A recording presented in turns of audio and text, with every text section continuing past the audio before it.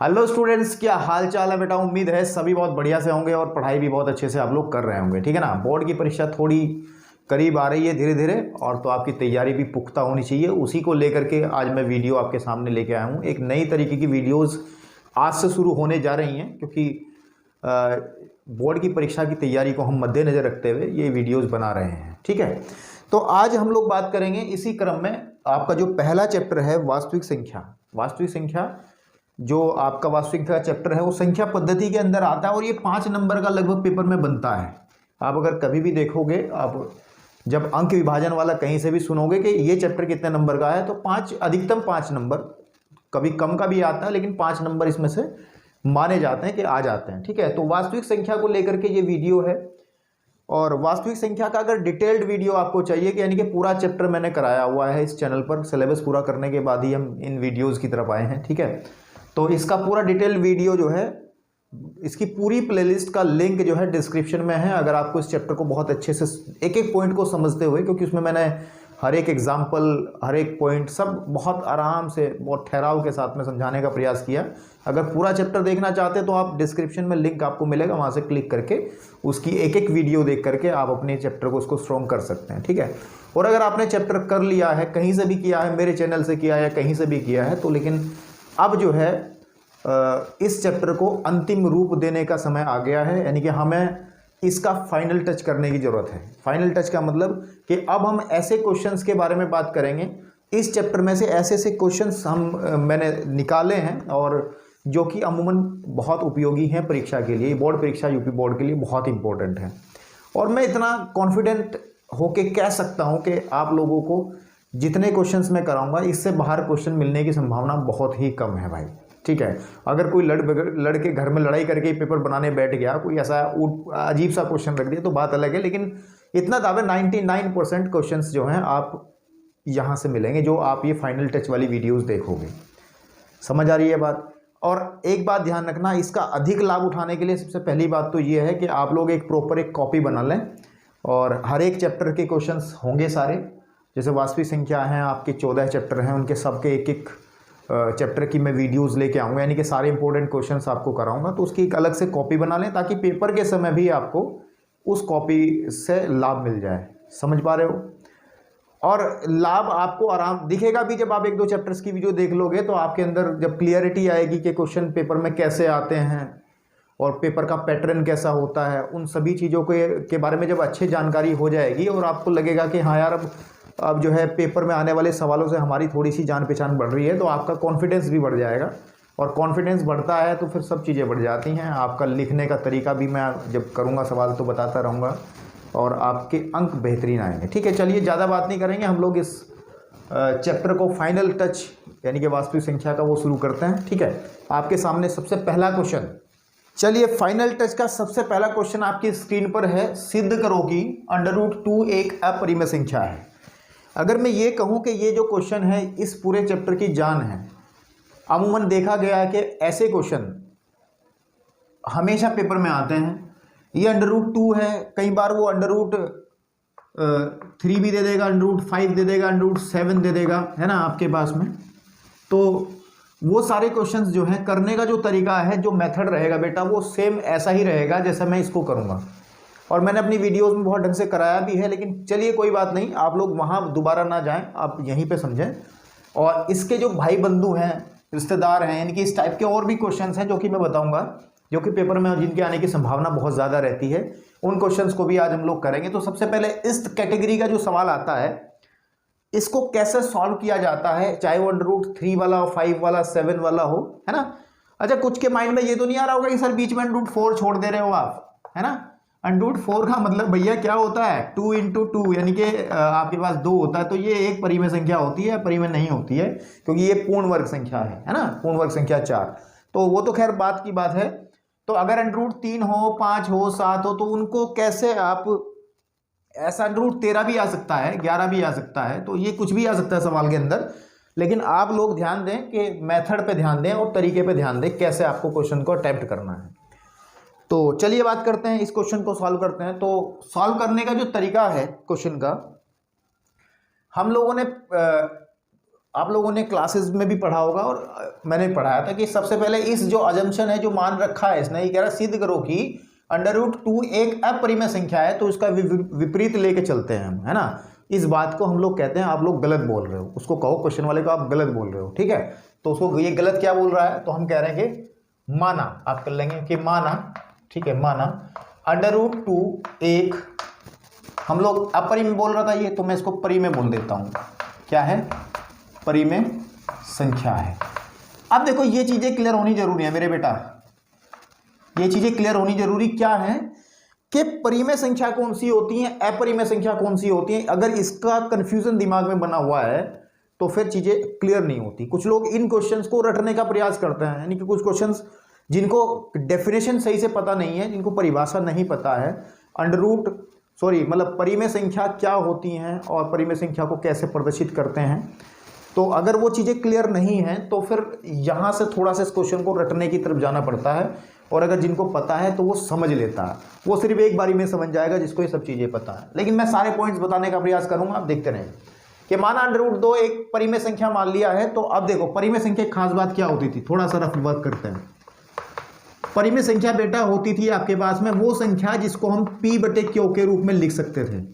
ये तो सबने डेफिनेशन सुनी है कि वह सभी संख्याएं जो P/Q के रूप वाली होंगी, है ना, रूप वाली होंगी, ओके। लेकिन कंडीशन ये थी कि Q कभी भी 0 नहीं हो सकता, यानी कि जो बटे में ये अंश है ये हर है, तो हर कभी भी 0 नहीं हो सकता, किसी भी संख्या के बटे में 0 नहीं आ सकता। अगर बटे में 0 आता है तो परिमेय संख्या बन ही नहीं पाएगी, है ना। वैसे भी परिभाषित नहीं होता ना कि 0 से किसी भी संख्या को भाग करें, मान लीजिए ये लिखा है तो ये परिभाषित ही नहीं होगा। 4 को 0 में हम लोग बांटे तो ये तो संभव ही नहीं है ना 0 से भाग करना। तो परिमेय संख्या की अगर बात करें तो परिमेय संख्या वो संख्या होती है जो P/Q रूप वाली होती है और Q जो है के रूप में लिख सकते हैं, और Q जहां पर 0 नहीं होता। और एक कंडीशन और होती है कि जो P एंड Q है ये पूर्णांक होते हैं। ये क्या होते हैं, पूर्णांक होते हैं। बात समझ में आ रही है, पूर्णांक। अब देखिए, अब थोड़ा सा खेल इधर ही मैं चलाऊंगा, थोड़ी देर समय तो लगेगा ही, लेकिन थोड़ी सी बात मेरे को एक बहुत इंपॉर्टेंट बात बतानी है, क्योंकि जिससे ये क्वेश्चन बहुत आसान नजर आएगा। वो क्या है, देखिए मैं एक एग्जांपल लेता हूं, बताइए 16 बटे मैंने 20 लिखा, क्या परिमेय है? बिल्कुल परिमेय संख्या है। 16 बटे 20 यानी कि P/Q के रूप में लिखा है। P की वैल्यू हमारा 16 है और Q की वैल्यू हमारी 20 है। लेकिन ये इसके अंदर एक प्रॉब्लम है, परिमेय तो ये है लेकिन ये सरलतम रूप में नहीं है। अगर मैं लिखूं 4/5, दोनों बराबर है ना, देखो अगर मैं 4 इसे काट लूँ, 4 चौक 16 और 4 पंजे 20, तो ये देखो ये दोनों संख्याएं बराबर हैं।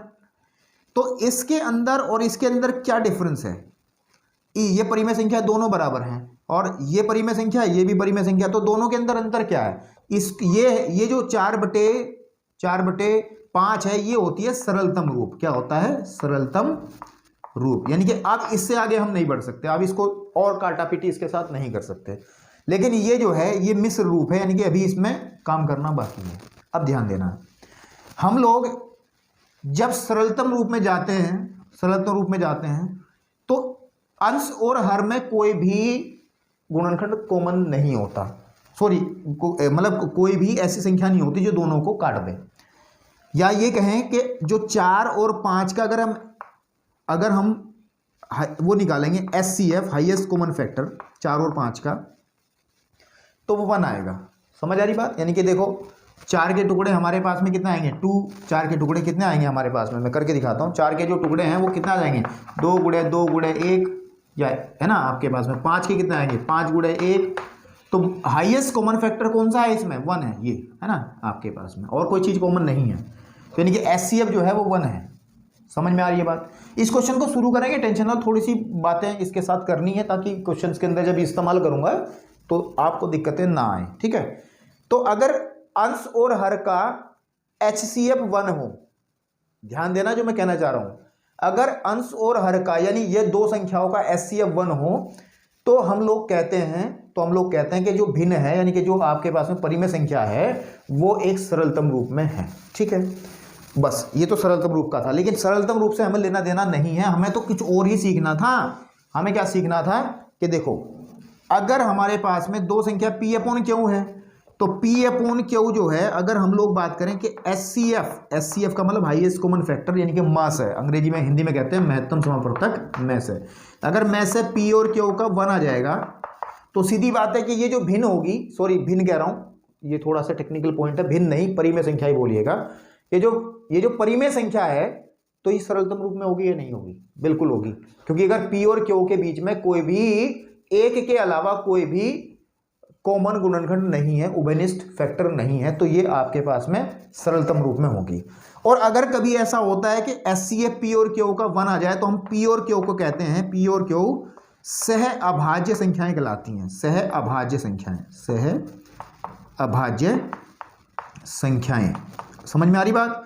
मतलब सह अभाज्य संख्याएं, जो नया वर्ड आया है इसका मतलब क्या है? जैसे मैं लिखता हूं कि 5,3, आप बताइए इनका जो एचसीएफ निकलेगा, मैसे निकलेगा वो कितना है? मैसे का मतलब आप 5 के गुणनखंड कर लो, 5 गुणा 1, इसके गुणनखंड कर लो 3 गुणा 1, इसके अलावा कुछ नहीं होता। तो कॉमन गुणनखंड कौन सा है? 1 है। एचसीएफ अगर 1 आता है तो ये तो आपके पास में 5,3 है बेटा, ये कहलाएंगी सह अभाज्य संख्याएं, सह अभाज्य संख्याएं। सह अभाज्य संख्याओं का सिर्फ एक ही खास बात होती है कि उनका जो एचसीएफ होता है, मैसे होता है, वो 1 होता है। चीजें समझ रहे होंगे आप लोग, ठीक है? क्योंकि मैं इसमें इस्तेमाल करूंगा क्वेश्चन में, इसलिए इतनी डिटेल से चीजें बताई जा रही हैं। और जैसे मैं बात करूं, मैंने कहा कि 4,8 है, क्या सहअभाज्य संख्याएं हैं? देखते हैं। इसके फैक्टर हो जाएंगे 2 × 2 × 1, इसके हो जाएंगे 2 × 2 × 2 × 1। समझ पा रहे हो? देखो 2 दूनी 4 एकम 4, 2 दूनी 4 दूनी 8 दूनी 2 दूनी 4 दूनी 8 एकम 8। तो अगर मैं हाईएस्ट कॉमन फैक्टर देखूंगा, एचसीएफ देखूंगा, एचसीएफ यानी कि जो कॉमन है 2 है, यहाँ भी तो 2 आ गए, यहाँ 2 है, यहाँ 2 है तो 2 भी आ गया, यहाँ 1 है तो यहाँ भी 1 आ गया, 2 दूनी 4 एकम 4। तो देख पा रहे हो कि एचसीएफ कितना आया है? 4 आया है। तो एचसीएफ आना कितना चाहिए था? 1 आना चाहिए था। इसका मतलब ये हमारे पास में सह अभाज्य संख्याएं, सह अभाज्य संख्या नहीं है। तो मेरा मेन मकसद था आपको ये समझाना कि सह अभाज्य संख्याएं कौन सी होती हैं। बहुत डिटेल से पढ़ रहे हैं, डिटेल से पढ़ना जरूरी है, क्योंकि जब चीज़ें स्पष्ट होती हैं, मैं पहले भी कह चुका हूँ, जब चीज़ें आपके दिमाग में क्लियर होती हैं तो कॉन्फिडेंस बढ़ता है, और अगर चीज़ें क्लियर नहीं होती हैं तो फिर कॉन्फिडेंस लेवल बढ़ने की बजाय घटना शुरू हो जाता है, और फिर क्वेश्चन से डर लगना शुरू होता है आप लोगों को, ठीक है? तो चलिए, अभी इतनी बात बताई तो ये लिखा रहने दे रहे हैं। अभी हम लोग इस क्वेश्चन में आगे बढ़ते हैं अपने, है ना? जो हमने कहा है, हमने मान लिया कि √2 एक परिमेय संख्या है। तो अगर परिमेय संख्या है, ये कन्फर्म है, तब ये कन्फर्म है बेटा कि जो √2 है उसको हम लोग P/Q के रूप में लिखेंगे, ठीक है? नहीं, √2 लिखी जा सकती है P/Q के रूप में, जहां पर हम बात कर सकते हैं जहां Q कभी भी 0 के इक्वल नहीं होगा, तथा P और Q सह अभाज्य संख्याएं हैं। P तथा Q और P, Q सह अभाज्य संख्याएं हैं। मैं इधर ही थोड़ी लाइन बना लेता हूं, सह अभाज्य संख्याएं हैं। थोड़ा आगे से हटा लें क्या? चलो रहने दो। सह अभाज्य, ठीक है, अभाज्य, सहअभाज्य हटाना ही पड़ेगा, ठीक है, सहअभाज्य संख्याएं हैं। जो पॉइंट्स आपको लगते हो नोट करने लायक, नोट करते रहा करो, स्क्रीनशॉट बीच में मार लिया करो, है ना? और उसको फिर नोट कर लिया करो, ठीक है? सहअभाज्य संख्याएं आपके पास में हैं। तो बेटा इतना क्लियर हो गया आपको। हमने सीधी बात कही कि √2 एक परिमेय संख्या है, तो ये डेफिनेशन है आपकी परिमेय संख्या की जो मैंने बताई है अभी। परिमेय संख्या की डेफिनेशन में हम लोग P और Q को पूर्णांक कहते हैं। अब सहअभाज्य संख्याएं भी पूर्णांक ही होंगी, तो हम लोग ये थोड़ा सा अलग तरीके से लिख रहे हैं, ठीक है? अब ध्यान दीजिएगा, मैं अब इसको थोड़ा सॉल्व कर रहा हूँ।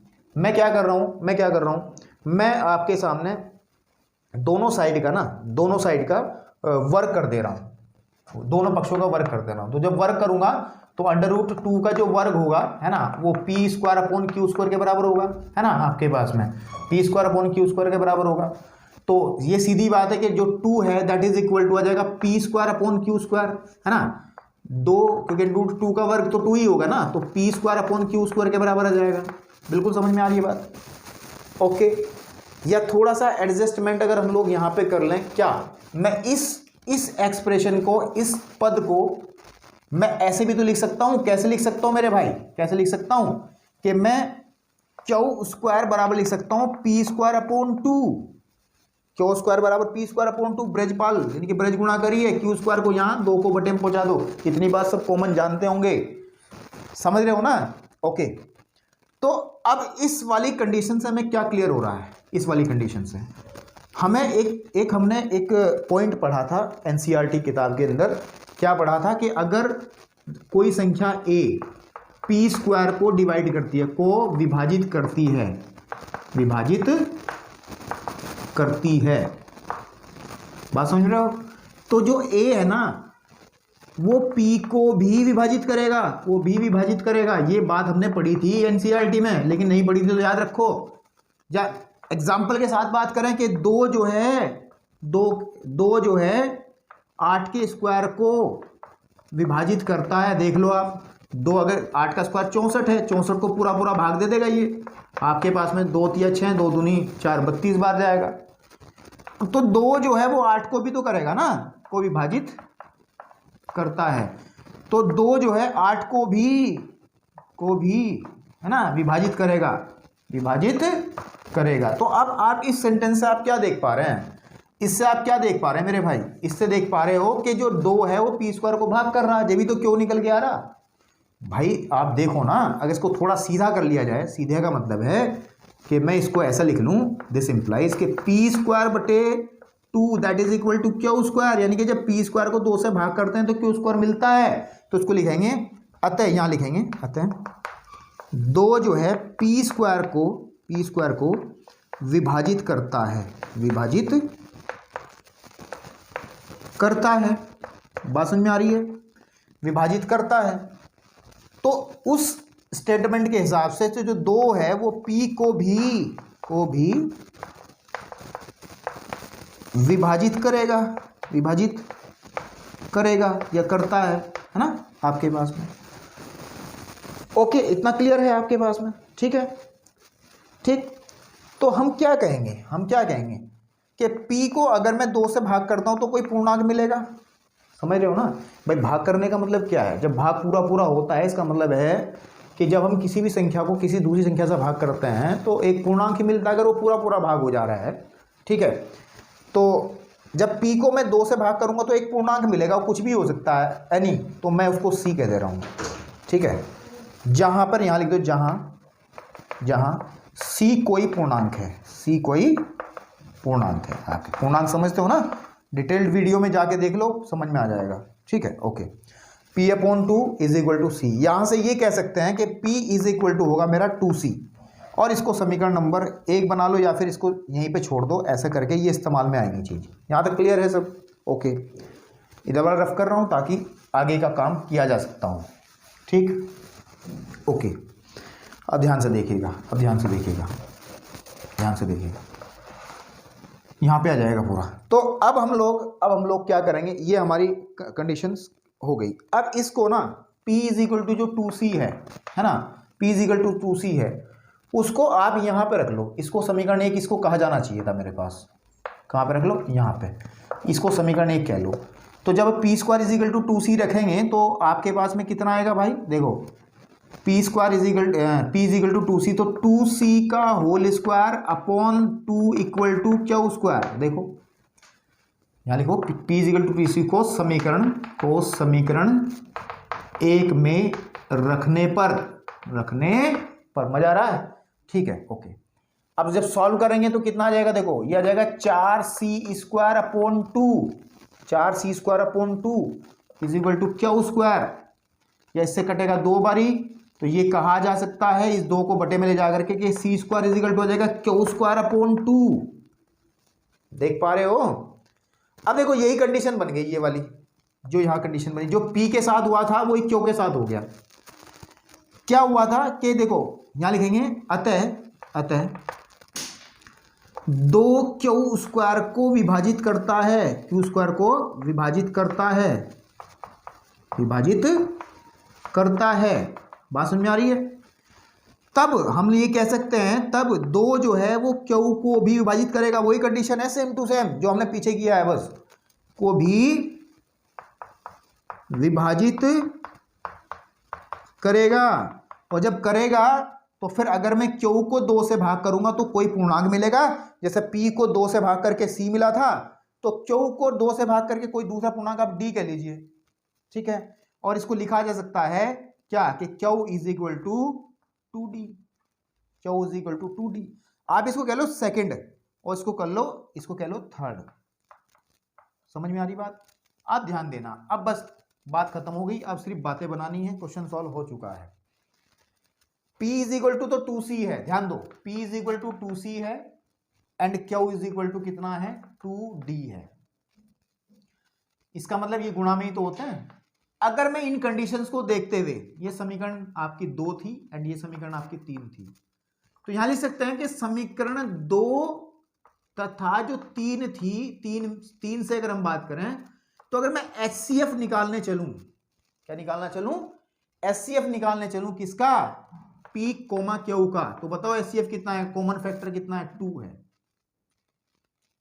लेकिन हमने यहां पे कहा था कि जो P और Q सहभाज्य संख्याएं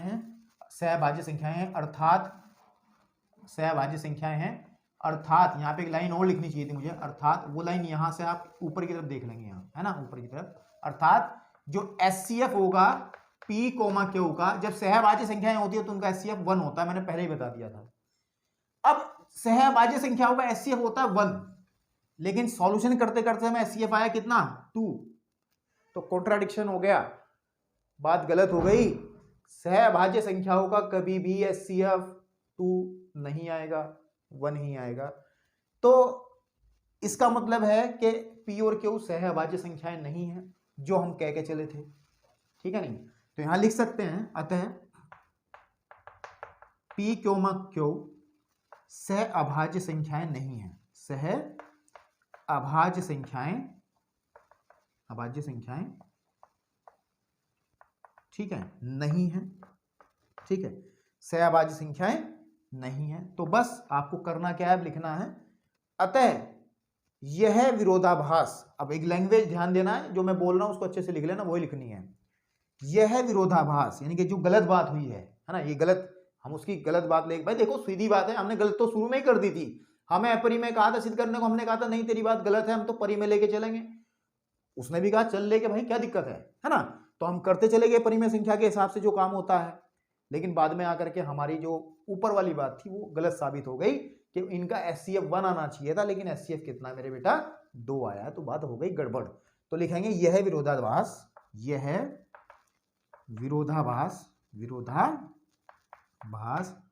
हमारी, ठीक है, हमारी गलत आदतों से नहीं, गलत कल्पना के कारण है, गलत कल्पना के कारण उत्पन्न हुआ है, ऐसे लिखना, उत्पन्न हुआ है।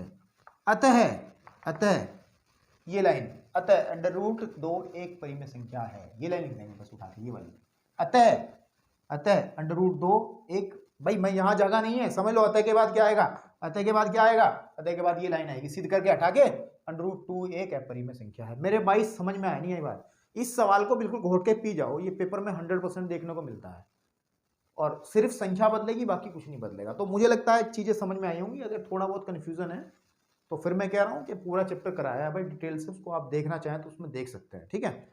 तो चलिए अब हम लोग इसी क्वेश्चन से ही हम लोग आपको दिखाते हैं कि अगर अलग क्वेश्चन आ जाए, अलग का मतलब है कि अभी तो √2 को लेकर के आया है, तो अगर √3 के आ जाए, √5 के लिए आ जाए, आपके 7 के, तो क्या होगा। जैसे मैं करता हूं, पहले √5 के लिए दिखाता हूं आपको, इसी क्वेश्चन में करेक्शन करके। सवाल है, इसको पहले स्क्रीनशॉट लेके नोट कर लो पूरे को, है ना, ताकि आप कहो गुरुजी सब गड़बड़ कर दिया, खिचड़ी बना दी, नहीं। अब सवाल बनता है, मैंने कहा कि √2 नहीं, इसकी जगह मैं यूज करता हूं 3, ध्यान देना 3 एक परिमेय संख्या है, तो यहां पे चेंज कर देंगे कितना, √3 एक हम परिमेय संख्या मान लेंगे, और सब चीजें सेम रहेंगी इधर वाली, है ना। यहाँ पे √3 आ जाएगा, बात समझ रहे हो, √3 का वर्ग करेंगे यहाँ पे, तो यहाँ पे आ जाएगा आपके पास में कितना, फिर 3 आ जाएगा। बात समझ में आ रही है मेरे बेटे?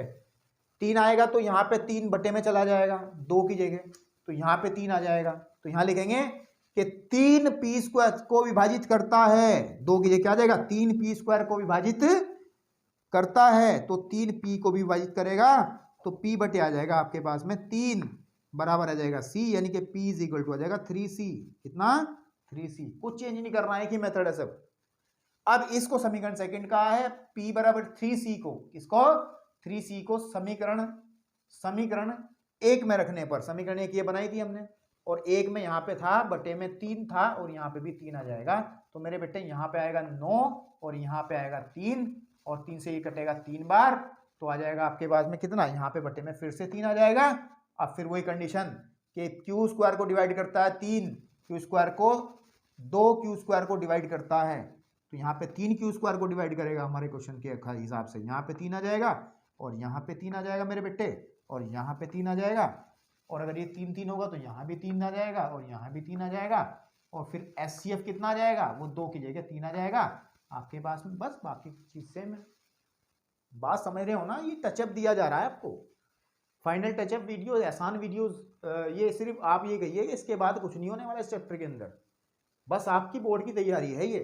समझ पा रहे हो ना? समझ पा रहे हो? ठीक है, ओके। तो अब इस तरीके कैटेगरी के सवाल आपको ये कुछ भी आएगा कर लोगे?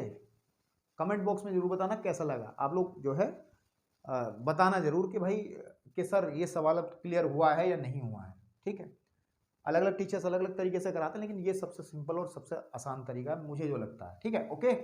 तो चलिए नेक्स्ट क्वेश्चन की तरफ, इसके भाई बंधु रिश्तेदार इसके जैसे और क्वेश्चंस करते हैं, ताकि आपको आइडिया हो जाए कि कैसे क्वेश्चन आते हैं। ठीक है, चलिए इसको मैं रफ करता हूं, तब तक आप लोग स्क्रीनशॉट लेकर के इसको नोट कर लीजिएगा बेटा।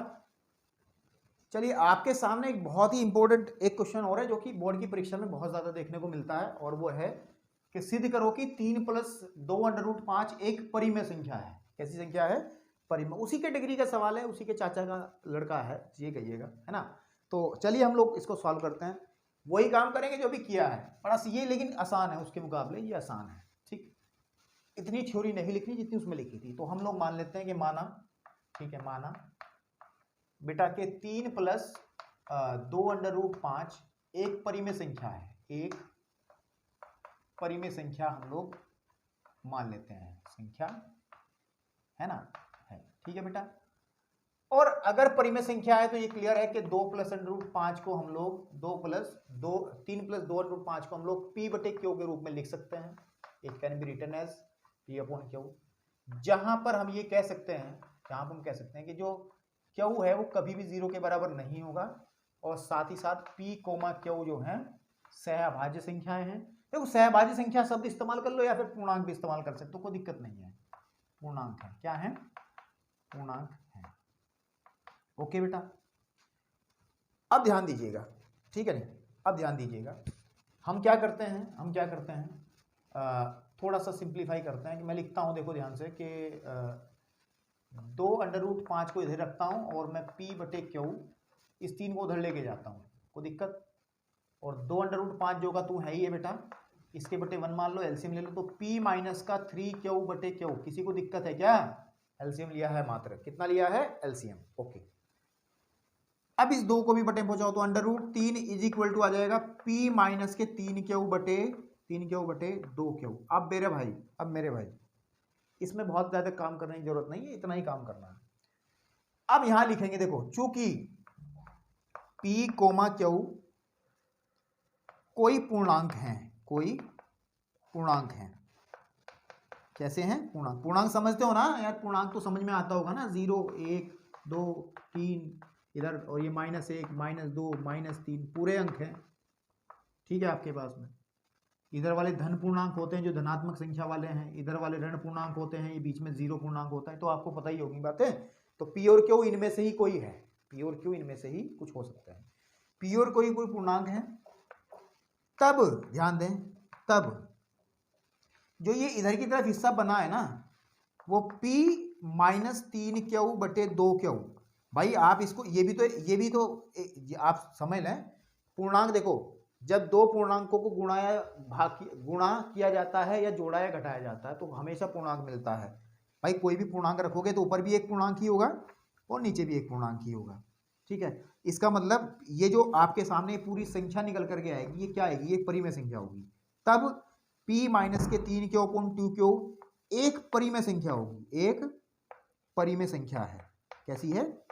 परिमेय संख्या। भाई समझ लो ना, अगर पी और क्यू पूर्णांक है तो पी और पूर्णांकों को जोड़ोगे घटाओगे, समझ में आ रही बात नहीं, किसी संख्या से गुणा करोगे तो पूर्णांक ही मिलेगा, तो ऊपर भी पूर्णांक नीचे पूर्णांक, यानी कि पूर्णांक बटे पूर्णांक। और परिमेय संख्या यही तो कहती है पी बटे क्यू के रूप में, यानी कि पूर्णांक बटे पूर्णांक होना चाहिए तो परिमेय संख्या बन जाती है। ओके, और क्यू जीरो भी नहीं हो सकता, ये कंडीशन इसके साथ फॉलो हो रही है। तो इसका मतलब ये जो पूरा का पूरा जो आपके सामने लिखा है ये एक परिमेय संख्या है। अब देखो परिमेय संख्या है। लेकिन अगर हम इस समीकरण 1 की बात करें, मेरे भाई ध्यान से सुनना, समीकरण 1 से अगर हम बात करें कि √3 जो है ना बेटा, √3 जो है हमारे पास वो कैसी है बताओ, अभी प्रूफ तो किया है ना। √3 कैसी है आपके पास में, एक अपरिमेय संख्या है। √3 है, √5 है, √3 नहीं है, √5 है, गलत कर दिया यहाँ पे, √5 है। √5 है तो हमारे पास फिर यहाँ 5 आएगा, और गड़बड़ तो नहीं हुआ कुछ, नहीं, हाँ ये 3 था, बाकी सब ठीक है, हाँ। तो √5 समीकरण 1 में √5 एक कैसी है, अभी प्रूफ किया इससे पहले वाले क्वेश्चन में, एक अपरिमेय संख्या है, अपरिमेय संख्या है। अब ध्यान दो, ये तो परिमेय है, यानी कि इसका जो समीकरण 1 में अगर हम ध्यान दें, कि जो मेरे पास में बेटा लेफ्ट हैंड साइड है वो √5 है, और ये एक परिमेय संख्या है, और राइट हैंड साइड में अगर ध्यान दें तो मेरे पास ये एक बड़ी सी एक्सप्रेशन है, व्यंजन एक बना हुआ है, -3q बटे आपके पास में 2q, और ये हमने दिखा दिया, अरे गलत कर दिया, √3 एक कैसी संख्या है, अपरिमेय संख्या है, √5 एक अपरिमेय संख्या है, और ये जो निकल के आया अभी हमारी कैलकुलेशन के हिसाब से ये एक परिमेय आ गया, ये आ गया एक परिमेय संख्या। अब आप खुद ही आइडिया लगा लो, क्या कोई परिमेय संख्या अगर हम कहें कि अगर left hand side right hand side के बराबर होगी तो इसका मतलब अपरिमेय संख्या परिमेय संख्या के बराबर होगी, बात समझ रहे हो ना भाई। अगर left hand side right hand side के बराबर होगी समीकरण 1 के अकॉर्डिंग, तो यानी कि एक गलत बात हो जाएगी कि कोई परिमेय संख्या अपरिमेय संख्या के बराबर हो जाएगी, जो कि नहीं हो सकता, ठीक है, नहीं है ना आपके पास में, तो बात गलत हो गई। तो बात गलत कैसे हुई होगी, क्योंकि हमने ऊपर ही गलत चीजें मान के चले थे। हम लोगों ने कहा था कि ये एक परिमेय संख्या है, जबकि वो कह रहा था सिद्ध करोगे या परिमेय है, उसकी बात नहीं मान के हमने उल्टी बात मानी, तो हमारा काम भी उल्टा ही हो गया। फिर वो लाइन लिखेंगे हम लोग इसमें, ठीक है, नहीं आपके पास में कि जो हमारा ये तथ्य है इसका विरोधाभास, ठीक है, आपके पास में, इससे तो ये क्लियर हो रहा। तो आप इसे लिखने का तरीका थोड़ा बताते हैं आपको, कैसे लिखना है आपको, ठीक है, नहीं ठीक है। अतः समीकरण 1 से ना यह से √5 एक परिमेय संख्या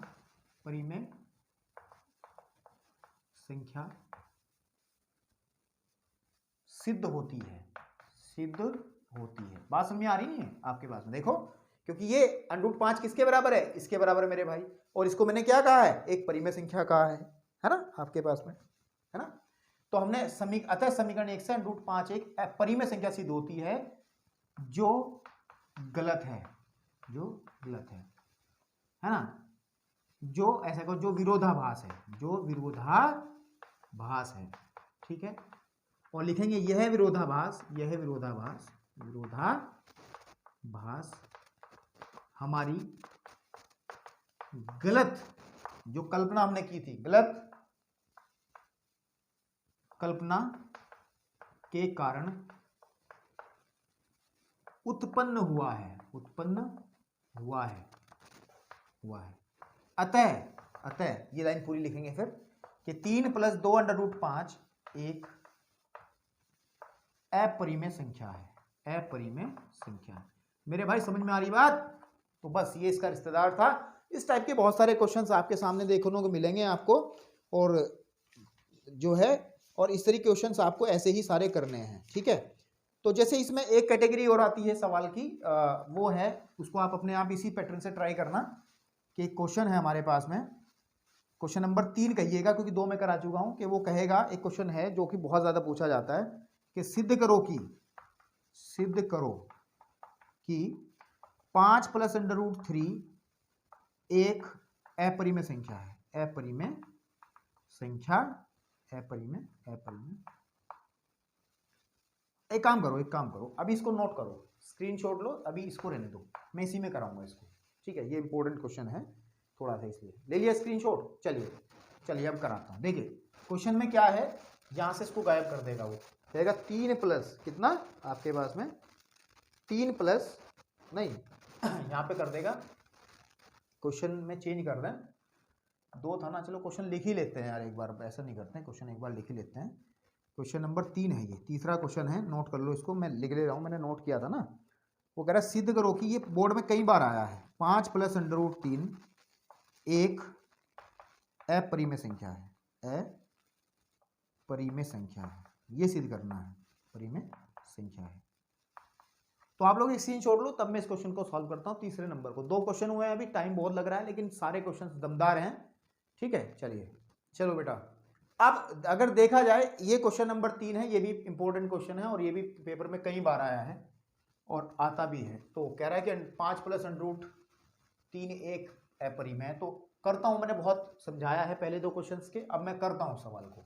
तो मैं मान लेता हूं, सॉल्व कर रहा हूं कि माना 5 + √3 एक परिमेय संख्या है, ठीक है भाई, परिमेय संख्या है। अब बच्चों को समझ आ गया होगा बहुत को, तो है ना। तब अगर परिमेय संख्या है तो इसको हम लोग कैसे लिखेंगे बेटा, इसको लिखेंगे कि इसको हम P/Q के रूप में लिख सकते हैं, जहां पर Q कभी भी 0 के बराबर नहीं होता और P और Q जो है, P और Q पूर्णांक है। क्या है? P और Q पूर्णांक हैं, ठीक है आपके पास। तो अब इसको सॉल्व करेंगे तो √3 बराबर आ जाएगा P/Q, इस 5 को उधर लेके जा रहा हूं, -5, और √3 बराबर आ जाएगा P माइनस, एलसीएम अगर 1 ले लें तो बटे में Q आ जाएगा, और यहां जाएगा 5Q, कितना आ जाएगा 5Q। √3 बराबर P माइनस के 5Q बटे ये। इसको आप समीकरण एक कर लो, जैसे भी क्वेश्चन किया था। आप देखो वही बात है, पूरी लैंग्वेज वो लिखनी बेटा, क्योंकि जो P एंड Q है वो क्या है, पूर्णांक हैं। क्या है? पूर्णांक हैं। तो ये जो नंबर इधर बनेगा तो P, इसीलिए P माइनस के 5Q बटे Q एक परिमेय संख्या होगी, एक परिमेय संख्या होगी, परिमेय संख्या है। समझ आ रही बात भाई? समझ लो ना भाई। एक बात बताओ, P और Q पूर्णांक है, मैं पहले भी बताया है, तो इसको सॉल्व करेंगे तो ऊपर भी एक पूर्णांक मिलेगा, नीचे भी पूर्णांक मिलेगा, तो पूर्णांक बटे पूर्णांक परिमेय संख्या बन जाती है। तो चलिए अब आप देख सकते हैं समीकरण 1 से क्या हुआ, फिर समीकरण 1 से यह सिद्ध होता है कि यह अपरिमेय है, लेकिन ये परिमेय के बराबर है कि √3 एक परिमेय संख्या है, एक परिमेय संख्या है। कैसी संख्या है? परिमेय संख्या है। जो गलत है, मैंने लैंग्वेज वही जो हमने पहले लिखे, जो गलत है, ठीक है। अतः यह विरोधाभास,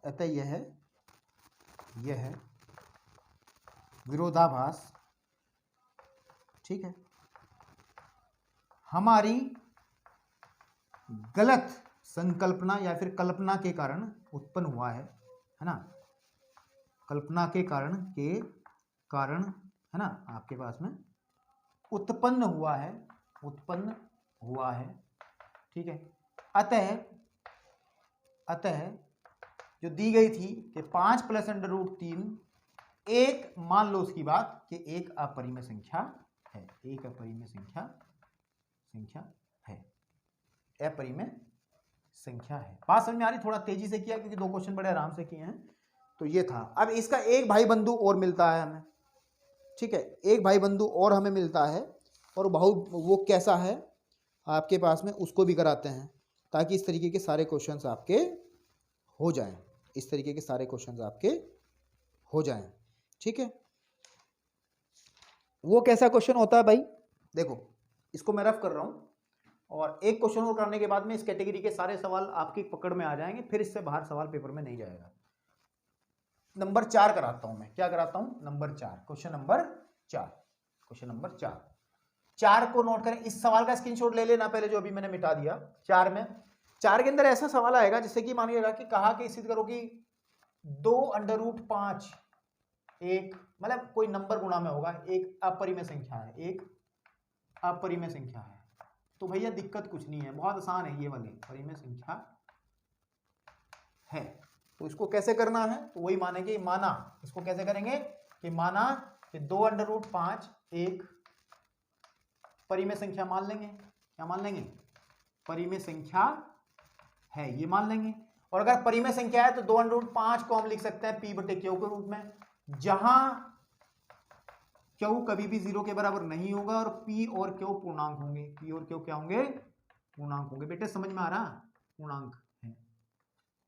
ओके, जब इतना समझ में आया है, इतना समझ में आया है, तो बाकी भी समझ में आएगा और आपको फाइनल टच मिल जाएगा।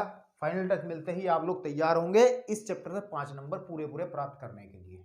ओके, तो गुरुजी √5 को इधर ही रखो और इधर ले जाओ P बटे 2Q। भाई इतना ही करना है, इसको समीकरण 1 बना देना है। अब देखो यहां लिखेंगे क्योंकि P, Q पूर्णांक है,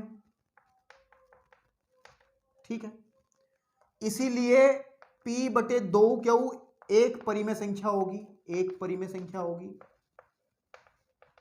ठीक है। तो समीकरण 1 से ये क्या हो गया, समीकरण 1 से ये क्या हुआ कि √5 एक परिमेय संख्या, क्योंकि ये परिमेय संख्या बन गई। तो √5 एक परिमेय संख्या बन गई। क्या बन गई, परिमेय संख्या, जो कि गलत है, सरासर गलत है, सरासर गलत है। फिर वही लिखेंगे जो गलत है, जो गलत है, फिर वही लाइन लिखेंगे, यह विरोधाभास हमारी गलत कल्पना के कारण उत्पन्न हुआ था। समझ में आ रही बात, तो अतः भाई आप ही की बात सही है कि ये एक अपरिमेय संख्या है। तो इस कैटेगरी के इतने ही सवाल बनते हैं जो हमने ये बताए हैं आपको, इससे बाहर सवाल नहीं जाएगा। इनको अच्छे से तैयार कर लो, और ये बड़े 2 नंबर या 3 या 4 नंबर में ही सवाल आते हैं ऐसे से, और कुछ नहीं होता। अगर आपने अच्छे से समझ के तैयारी की है तो कोई दिक्कत नहीं है, ठीक है। तो अब हम अलग कैटेगरी की तरफ बढ़ेंगे, तब तक आप स्क्रीनशॉट लेकर के इसका बेटा नोट कर लें इस वीडियो को, ठीक है। चलिए क्वेश्चन नंबर 5, वास्तविक संख्या फाइनल टच का ये क्वेश्चन नंबर 5 है। और ये भी क्वेश्चन पेपर में, इस तरीके के क्वेश्चंस भी पेपर में बहुत भरपूर मात्रा में पूछे जाते हैं। क्या है क्वेश्चन, कह रहा है कि 0.32 के ऊपर एक बार लगा है। जिन्होंने पहले पढ़ा है उसको इन बारों के, इस बार के बारे में जानते हैं वो लोग। अगर जो नहीं जानते, भूल गए होंगे एक बार पढ़ के, तो आप यहाँ रिकॉल कर लेंगे, अब समझ में आ जाएगा कि इसको हमें भिन्न के रूप में लिखना। भिन्न के रूप में लिखो, या फिर वो ऐसे भी कह सकता था कि A बटे B के रूप में लिखो, रूप में लिखो, ऐसा कह सकता था।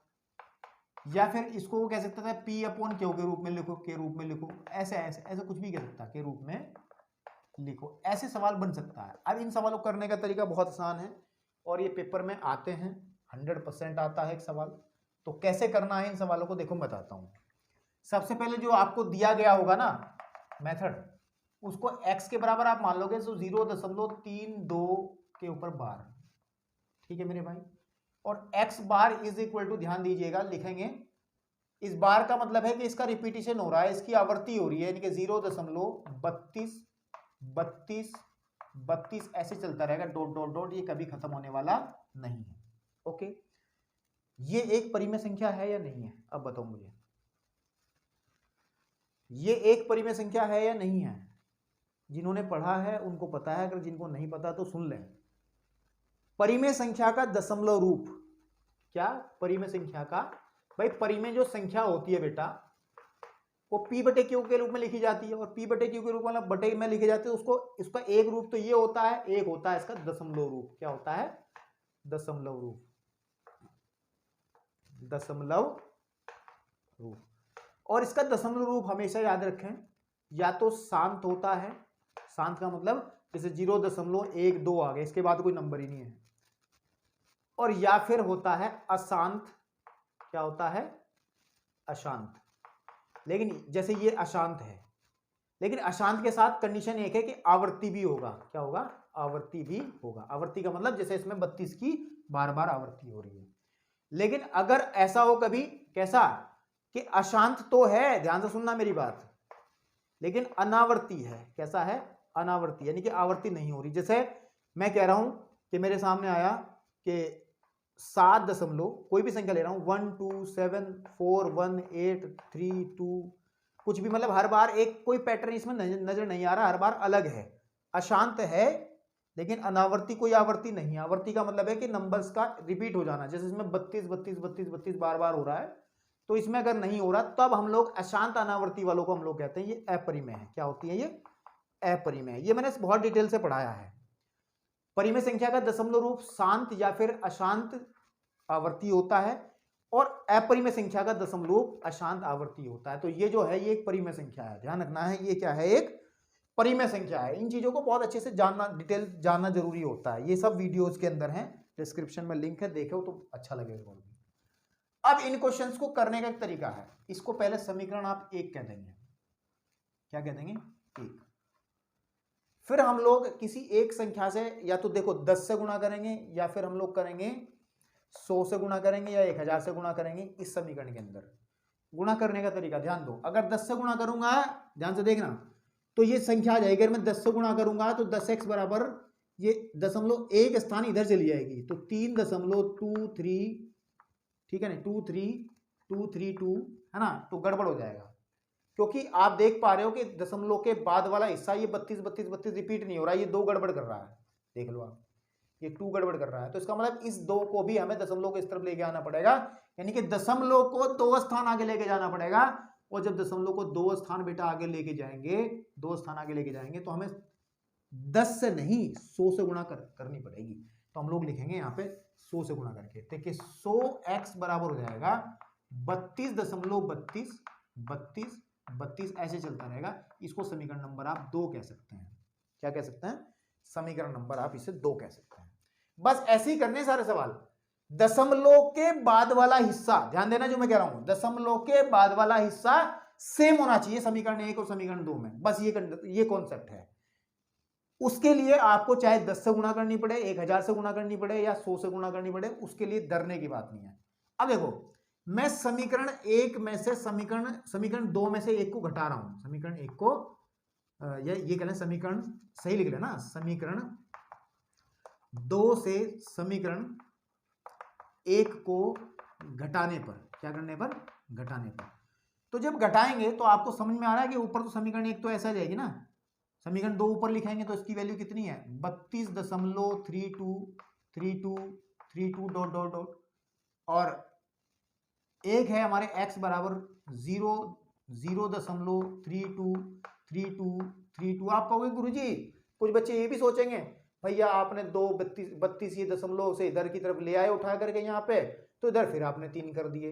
अरे भाई, यहाँ पे इन 32 का भंडार है, ये कभी समाप्त नहीं होते, ये आवर्ती है। तो हमने क्या करा, जब इस 32 को 2 बचे थे तो एक और लिख लिया इधर से, क्योंकि ये डॉट डॉट डॉट का मतलब क्या है? 32 32 32 32 32, बहुत दूर तक है। इनमें से एक आध ले लेंगे तो फर्क नहीं पड़ेगा। तो मैं इनको घटा रहा हूं। जब इसको घटाऊंगा तो 99x बचेगा, 100 में से 1x जाके। और देखो ये वाला हिस्सा सेम है, तो केवल 32 बचेगा मेरे भाई। 32.0 घटा लो, 0.000000.32, इनके 32 ही आ जाएगा। तो आ जाएगा 99x बराबर 32, या x बराबर आ जाएगा 32/99। x बराबर आ जाएगा 32/99। ओके, बस यही आपका आंसर है। इसको सिंप्लीफाई कर सकते हो तो कर लेना, हो ही नहीं पाएगा, किसी संख्या से कट पाएगा क्या? नहीं कट पाएगा। तो यही इसका भिन्न रूप है आपके सामने, ठीक है। ये क्या है? इसका भिन्न रूप है। अब इस कैटेगरी के कुछ और सवाल हैं जो कि बोर्ड परीक्षा में आते हैं मेरे भाई। वो क्या है? क्वेश्चन नंबर 6 नोट करेंगे साथ साथ इसी के। क्वेश्चन नंबर 6, 25 क्वेश्चन लगभग है, 24 या 25 क्वेश्चन इस चैप्टर से हैं जो आपको करने हैं, ताकि आपका फाइनल टच हो जाए, ठीक है। तो जैसे क्वेश्चन नंबर हमारे पास में एक और है, ये है, बढ़िया सवाल है ये भी, कि 0.254, और इसमें केवल क्या है, इसमें इसके ऊपर लगा है बाहर, केवल किसके ऊपर लगा है? 54 के ऊपर। ध्यान देना है, किसके ऊपर लगा है? 54 के ऊपर लगा है। तो थोड़ा सा अलग है, लेकिन सवाल वही पैटर्न से है। मैंने क्या कहा था, सबसे पहले इसको x मान लेंगे बेटा, और लिखेंगे कितना? 2 5 4 5 4, क्योंकि रिपीट कौन होगा? बार किसके ऊपर है? केवल 54 के ऊपर। तो 54 54 ऐसे रिपीट होता रहेगा। इसको समीकरण 1 कह देंगे मेरे भाई। 0 है ना, x बराबर 0 इतना, ठीक है। अब देखो मैंने कहा था कि दशमलव से राइट हैंड साइड में दशमलव के आगे जो है वो रिपीटिशन होना चाहिए, आवर्ती होना चाहिए। तो गड़बड़ कौन कर रहा है मेरे बेटे? 2 कर रहा है, नहीं कर रहा क्या 2? क्योंकि 2 अगर ना होता तो 54 54 54 मजा आ रहा था बिल्कुल। ये 2 गड़बड़ कर रहा है। तो 2 को इधर लेके आने के लिए क्या करना पड़ेगा? एक अंक दशमलव इधर फिर पहुंचानी पड़ेगी, यानी कि समीकरण में 10 से गुणा करनी पड़ेगी। तो 10x बराबर आ जाएगा 2.545454। इसको समीकरण एक ना कहो तो कोई दिक्कत नहीं है, क्योंकि अभी सही नहीं बनी थी। डॉट डॉट डॉट समीकरण, अब इसको 1 कह लो, सही है। अब एक बार और करना पड़ेगा। अब क्या करो, अब क्या करूं? देखो अगर मैं 10 से और गुणा करता हूं तो इधर की तरफ आ जाएगा कितना? यहां आ जाएगा 100x बराबर, क्योंकि 10 से अगर और गुणा करूंगा यहां आ जाएगा 2 और 1 दशमलव इधर चली जाएगी 25.4554। देखो ये फिर गड़बड़ हो गया, 54 54 नहीं बन पा रहा है, इसमें 4 फालतू है। तो इसका मतलब 10 से निकल चलेगा काम, हमें किससे गुणा करनी पड़ेगी? 100 से, ताकि 54 पूरा का पूरा इधर आ जाए। तो करो करो ना, कितना आ जाएगा हमारे पास में कि जब हम लोग 10 की गुणा 100 में करेंगे तो 1000 आ जाएगा ना। तो यहां आ जाएगा 1000x बराबर 2.54 नहीं 254.5454 डॉट डॉट डॉट समीकरण बना लो 2। आगे बात सुन। अब क्या करेंगे मेरे भाई? समीकरण वही करना है, समीकरण 2 से समीकरण 1 को घटाने पर तैयारी कर लेना इन सवालों की। पेपर पर रखा है सवाल, ये मुझे दिख गया, ठीक है ना, मुझे दिख गया, अभी सोच के देखा है मैंने कि देखो जब 100x में से ये घटेगा तो आ जाएगा 990। भाई समझ नहीं आएगा, 1000 में से आप 10 घटा लो ना मेरे भाई, 990 तो बचेगा। x बराबर, और जब इसको घटाएंगे जैसा भी घटा के दिखाया था, तो इधर वाला हिस्सा तो खत्म आ जाएगा।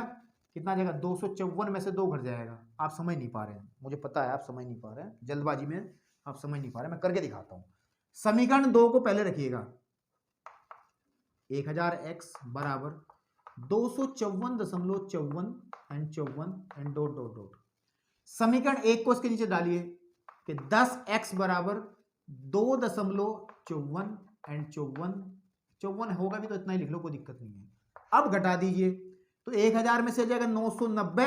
x बराबर, इसमें से देखो घटाओ 0 0 0 0 और ये बचा 2 है ना, और ये बचेगा 5 और ये बचा ये 252.00। इसका मतलब आ गया ना 990.x इजिकल टू 252 और x इजिकल हो जाएगा 252/990।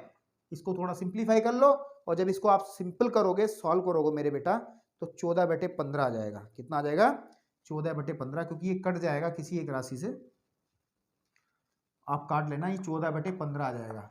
इसको आप देख लेना आराम से काट के, ये किससे कटेगा? ये 2 से काट लो पहले, या आप सीधा ही इसको 8 से काट लो, 8 से भी कट जाएगा। तो ये फाइनली इतना आ जाएगा। तो आंसर आपका है, यानी कि जो हमारे पास में 0.254 जो हमें दिया गया था बेटा, उसका जो भिन्न वाला रूप है वो 14/15 रहेगा। ये आपका आंसर है। इनको स्क्रीनशॉट ले लो, इसका जो भी करना है कर लो, लेकिन ये पेपर में सवाल आपको देखने को मिलेंगे ही मिलेंगे मेरे भाई, ये सवाल आपको देखने को मिलेंगे ही मिलेंगे।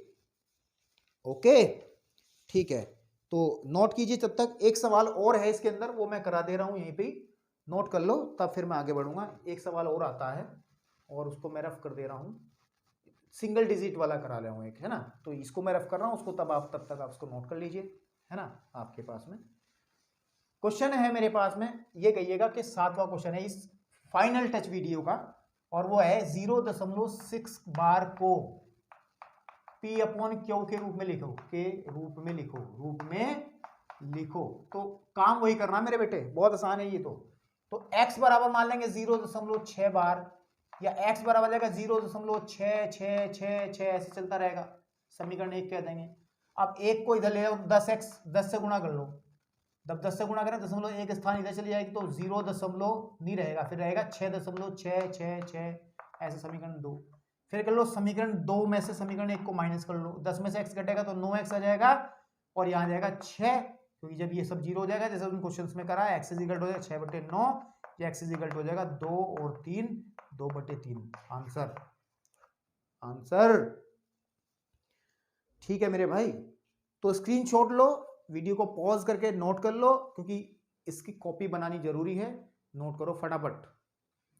चलिए, जो क्वेश्चन नंबर 8 है, ये भी परीक्षा में बहुत बार पूछा गया है, और जांच कीजिए कि क्या किसी प्राकृत संख्या n के लिए 6 की पावर n अंक 0 पर समाप्त हो सकता है या नहीं है। मतलब कहना क्या चाह रहा है, जैसे 6 की पावर n है, n कोई प्राकृत संख्या, n की जगह मैंने 2 रखा, तो ये मतलब 6 गुणे 6 कितना आ जाएगा, 36 आ जाएगा। मान ले 3 रखा मैंने, तो 6 गुणे 6 गुणे 6 है ना आपके पास में, कितने 36 सिक्के कितने होते हैं, 36 सिक्के कितने होते हैं, उड़ा कर लो, 36 6 और 3 36 18 और 3 216, कितना आ गया 216।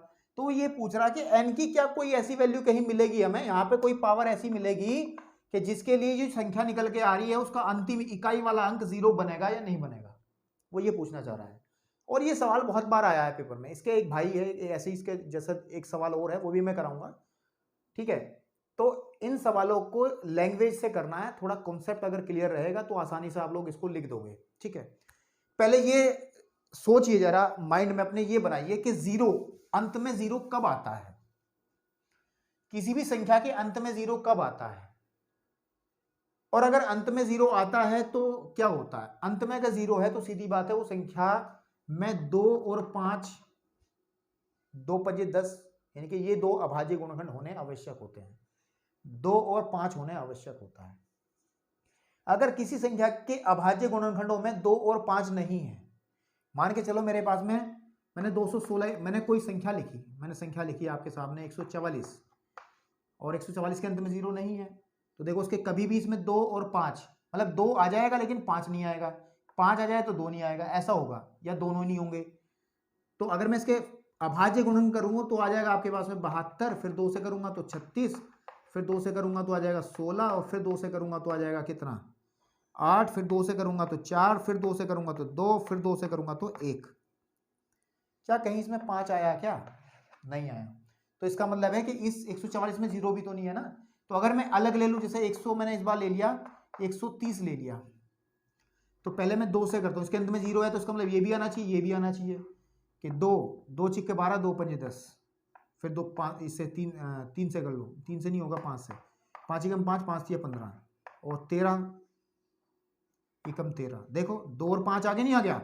अभाज्य गुणनखंडों में कौन आया, 2 और 5, और अंत में 0 भी है। तो वो यही तो कह रहा है कि क्या कभी कोई संख्या n का मान ऐसा भी हो सकता है कि इसकी पावर चढ़ा के मैं अंत में 0 ले लूं, तो उसके लिए हमें जो दी गई संख्या है उसके क्या करने पड़ेंगे, अभाज्य गुणनखंड करने पड़ेंगे। तो आप उठाइए इसको, 6 की पावर n के अभाज्य गुणनखंड होंगे, 6 को लिख सकते हैं 2 गुणे 3 की घात n। समझ में आ रही बात। इसमें कहीं 5 दिख रहा है आपको, मैंने कहा था होना चाहिए था 2 और 5, दोनों होने चाहिए, 2 तो है, 2 तो है, लेकिन इसका जोड़ीदार जो मिलकर 0 लाता है, 2 5 10 ही होते हैं, है ना, तो वही तो 0 लाता है। 2 के साथ में जब 5 मिलता है तभी 0 आता है, समझ रहे। तो इसमें 5 मिसिंग है, तो इसका मतलब ये कभी भी 0 पे समाप्त नहीं होगा, है ना। इतना तो हमने अपने मन में सोच लिया कि 0 पे समाप्त नहीं होगा, लेकिन राइटिंग कैसे करना, लिखना कैसे इस क्वेश्चन को, वो लिखने का पैटर्न आप लोग नोट करिएगा। और यही आपको उस इसका जो भाई है, इसके जैसा जो सवाल है, वो उसमें भी लैंग्वेज वही इस्तेमाल आपको करनी रहेगी। क्या लिखेंगे, ठीक है, क्या लिखेंगे इसके अंदर कि यदि कोई संख्या, ये ध्यान रखेंगे, संख्या का इकाई अंक या फिर 0 पर समाप्त इकाई अंक शून्य हो, तो यह आवश्यक है कि दी गई संख्या के अभाज्य गुणनखंडों में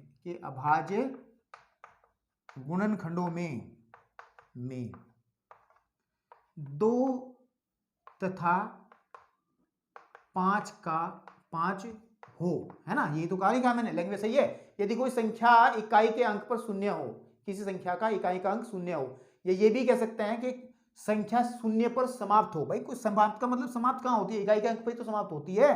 भाई 3 8 0 है, तो इसका इकाई का अंक यही तो है, कहां समाप्त हो रही है, 0 पे समाप्त हो रही है। तो चाहे तो ये बात कर लो कि शून्य पर समाप्त हो, या ये बात कह दो कि इकाई का अंक शून्य हो, तो बात तो एक ही है ना मेरे भाई। ओके, तो अगर ऐसा है इकाई के अंक पर शून्य हो तो यह आवश्यक है कि दी गई संख्या के अभाज्य गुणनखंडों में 2 तथा 5 हो। लेकिन हम क्या देखते हैं, परंतु अब सवाल पे आते हैं, परंतु 6 to the power n 2 to the में 5 गुणनखंड नहीं है, 5 गुणनखंड नहीं है। बिल्कुल ठीक बात है। अतः लिख सकते हैं, अतः दी गई संख्या शून्य पर समाप्त नहीं होगी। ये क्लियर हो गया। कुछ लोग ये भी कहते हैं, लिखने का तरीका उनका अनदर, ये लैंग्वेज लिख लो, इससे काम चल जाएगा। कुछ लोग ऐसे भी लिखते हैं, क्या लिखते हैं, इतना लिखने के बाद में 6 टू दी पावर n में 5 गुणनखंड नहीं है, यहां से इस लाइन की जगह दूसरी लाइन लिखी जा सकती है, मतलब इसकी जगह तो या तो ये वाली लाइन लिख देंगे या फिर ये एक लाइन और आएगी नीचे। अतः 6 टू दी पावर n 5 से विभाज्य नहीं है, 5 से विभाज्य नहीं है। भाई ये कन्फर्म है, जिसके भी लास्ट में 0 होता है ना, वो सारी संख्याएं जिनके बाद में 0 होता है वो हमेशा 5 से विभाज्य होती हैं। तो ये 5 से विभाज्य नहीं है, अतः नहीं है। अतः 6 टू दी पावर n का इकाई अंक शून्य नहीं हो सकता। भाई इतना ही काम करना है। ओके, ठीक है मेरे भाई। अब इसी का जो सवाल है, सवाल नंबर एक और इसके जैसा ही है मेरे भाई, वो कौन सा है और वो सवाल क्या है, वो सवाल एक मिनट जरा मैंने लिखा है भाई, लिख के ही रखता हूँ दिमाग में, थोड़ा इन सब चीज़ें रहती हैं। हाँ, वो सवाल है, इसको स्क्रीनशॉट मारो उसका जल्दी फटाफट, मैं इसी में चेंज करूंगा। वो सवाल क्या है, सवाल सेम है। जांच कीजिए कि क्या किसी प्राकृत संख्या के लिए n के लिए यहाँ पे 6 की पावर है, यहाँ पे 8 की पावर कह रहा है वो, किसको, 8 की पावर n का शून्य पर समाप्त हो सकता नहीं। तो यहाँ पे 8 जब आएगा तो लिखा जाएगा 8 यहाँ, और उसके फैक्टर जब मैं करूंगा तो 2 गुणे 2 गुणे 2 की घात n आ जाएगा आपके पास में। फिर लाइन वही आ जाएगी, यदि कोई संख्या शून्य पर समाप्त होती है, मतलब इकाई अंक शून्य हो, तो यह आवश्यक है कि वह उसमें अभाज्य गुणनखंड 2 तथा 5 हो। परंतु 8 की पावर n में क्या होगा, 8 की पावर n के अंदर क्या होगा कि ये हमारा 2 गुणे 2 आपके पास में, ये सवाल नंबर 9 हो जाएगा फिर, है ना, आपके पास में कि पावर n में 5 गुणनखंड नहीं है, अतः दी गई संख्या 0 पर समाप्त नहीं होगी। या ऐसे लिख लो जो मैंने लिखा है, ये आपको करना है आसानी से। समझ में आ रही है ना बेटा, ये आपको आसानी से करना है। तो चलिए नेक्स्ट कैटेगरी की तरफ बढ़ते हैं। Next category